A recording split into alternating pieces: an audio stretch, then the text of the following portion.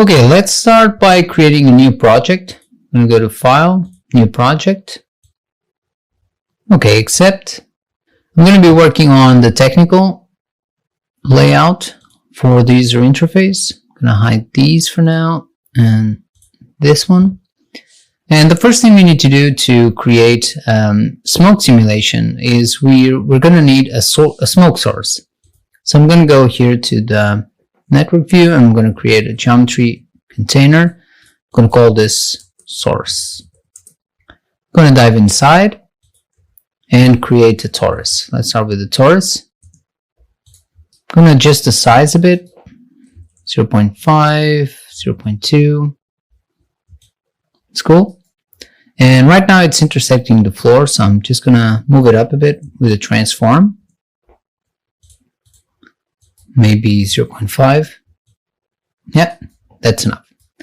So another thing I'm going to do is I'm going to change the background. So I'm going to press D here on the viewport. And going into background, disable this one and choose dark. I'm also going to hide the grid. And the first thing, whenever you have an object that you want to use as a smoke source, I'm going to use a Pyro Source.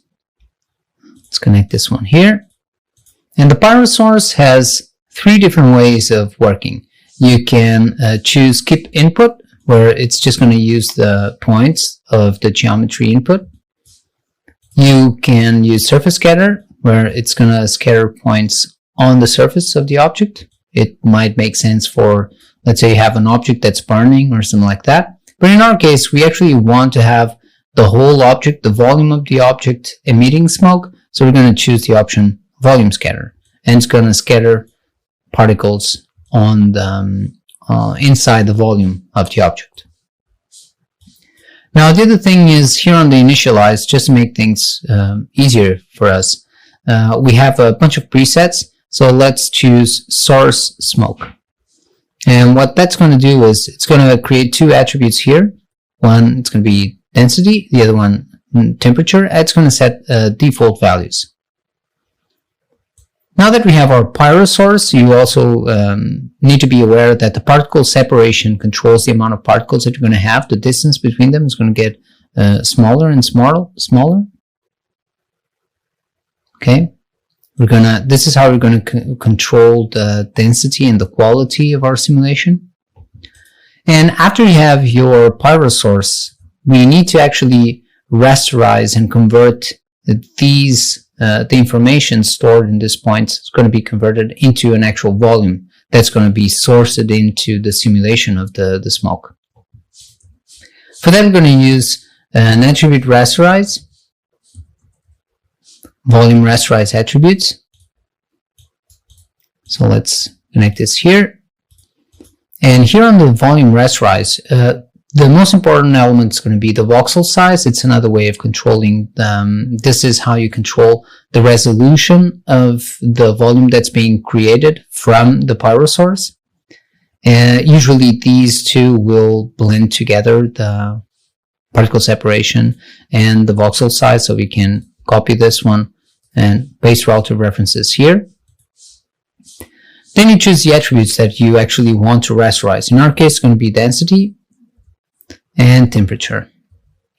Okay, so we have both. We're actually, if you middle mouse button here on volume rasterize, you'll notice that we'll have two volumes now, density and temperature. That's why we're seeing that increase of density when we added temperature there. Right now, these two are being visible. But don't worry about that. We just want to make sure that we have something happening. We have this voxel size. It's a bit big. Let's reduce it a bit. Now, this is cool, but it is too uniform. So we want to add a bit more variation to this. Otherwise, our simulation is going to be quite dull. I can tell you right away that the most important thing on a smoke simulation or on a pyro simulation is going to be the source. Definitely. It's very, very important that you have a good source. If you have a good source, then you'll probably, all the work that you'll have to do to fine-tune and control the behavior of your simulation is going to be easier because you already have a lot of variation coming in from the source itself. So don't underestimate the importance of having a good source. So let's add some variation to this. I'm going to go to create an attribute noise, which is perfect for this effect. I'm going to connect it here. Right now, it's the default values for the attribute noise. It's 3D signature, meaning it's generating noise of 3D noise vector. So we're going to change this to 1D, so it's just going to be generating a float noise. And right now it's affecting the color, sampling the position and affecting the color. That's fine. It's good for us to visualize what's happening. So let's leave it at the color for now, but later on we'll be changing this to density and temperature. Let's make sure that the noise is animated. The other option I'm going to turn on is center noise, because right now we're going to be having values that positive values only. So by centering the noise, we're going to be going above 0 and below 0. So that's cool.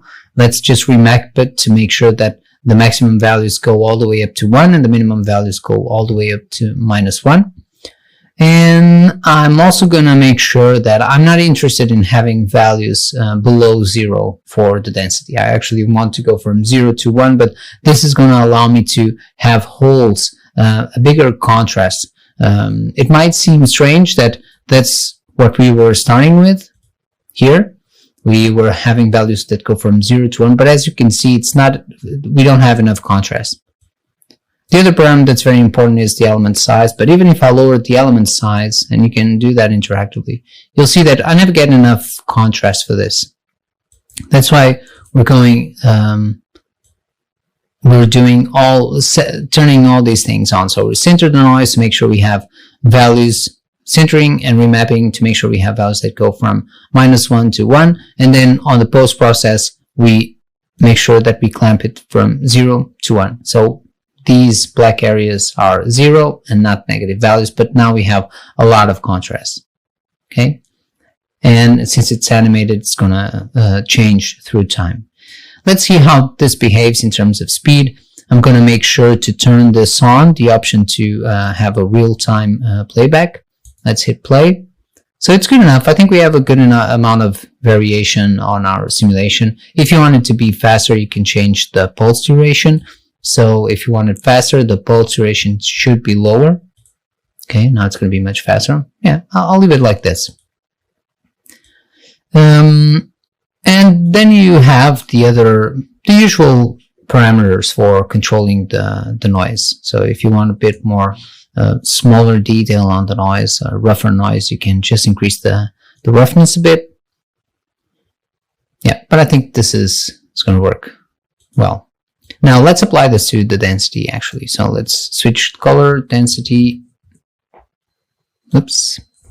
density, and let's see how this looks in our volume. I'm going to apply it to the temperature as well. And now we should have a better idea what's happening. Okay, let's increase the detail here on the volume rasterize. Let's bring this down to 2.5.